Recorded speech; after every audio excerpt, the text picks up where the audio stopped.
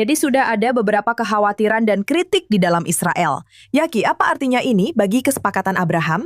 Di sini Arab Saudi bergabung dengan Fakta Pertahanan baru. Apa dampaknya bagi Israel? Jadi yang kita lihat pada dasarnya adalah Timur Tengah yang baru. Bukan hal baru yang diharapkan Israel setelah semua perang yang mereka lakukan.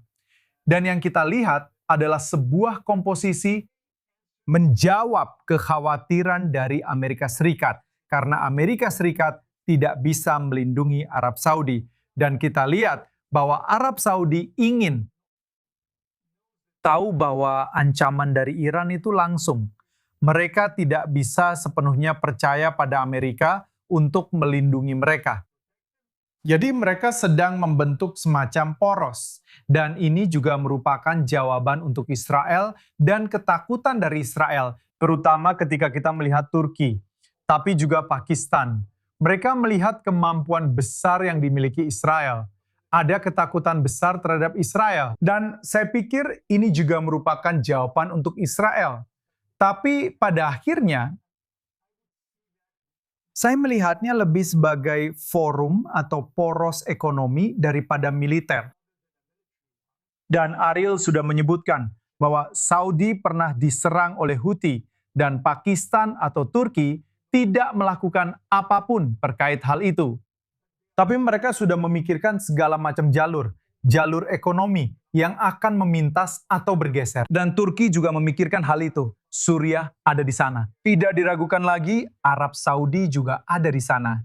Jadi kamu benar, Nicole, tentang perluasan Abraham Accords. Dan ini jelas melemahkan, tidak diragukan lagi, melemahkan Abraham Accords. Karena ketika kita melihat pemulihan hubungan Arab Saudi, baik ke Turki maupun ke Pakistan, itu memang berarti demikian.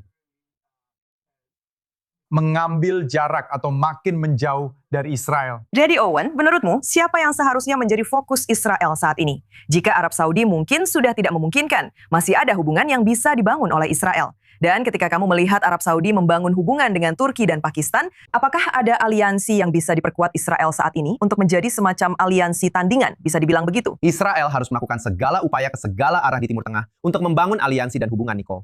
Itulah jawabannya sejak berdirinya negara Israel, dan itu masih menjadi jawabannya sampai hari ini. Dimanapun ada pintu yang sedikit terbuka, Israel harus menutup pintu itu, mengulurkan tangan, dan mencoba membangun hubungan. Uni Emirat Arab dan Bahrain adalah contoh keberhasilan yang jelas. Dan kita telah melihat bahwa hubungan itu benar-benar bertahan dalam ujian waktu, termasuk dan terutama selama Perang Irak. Mengenai hal ini, lihat, jelas ada dema yang dimaksudkan untuk meniru NATO dalam deklarasi dan frasa bahwa serangan terhadap satu berarti serangan terhadap semua. Tapi lihat perbedaannya. NATO dibentuk pada tahun 1947 setelah Perang Dunia II. Dengan satu negara yang sangat kuat, sebuah negara adidaya yang sedang muncul, yaitu Amerika Serikat. Dan Eropa yang pada dasarnya hancur. Tidak ada kecurigaan. Dan selama sejarah panjang NATO selama 80 tahun, umumnya tidak ada situasi di mana negara-negara yang berbeda memiliki kepentingan yang benar-benar berbeda secara mendasar. Benar, di wilayah operasinya. Itulah sebabnya NATO adalah sebuah aliansi.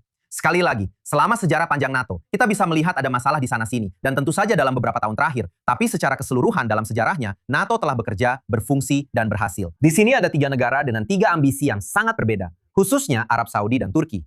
Masing-masing memandang dirinya sebagai kekuatan regional. Mereka pasti akan bentrok di arena-arena tertentu, terutama di Timur Tengah yang sering dipenuhi dengan arena-arena yang tidak stabil. Saya pikir, seperti yang dikatakan Yaki, ini adalah keinginan dan ekspresi dari keinginan negara-negara ini dan negara lain yang mungkin bergabung dengan mereka untuk mencoba bekerja sama menyelesaikan perbedaan tanpa saling bertempur melalui proksi. Itu bisa menjadi hal yang baik bagi banyak orang yang tinggal di wilayah ini, terlepas dari apakah itu baik untuk Israel atau tidak.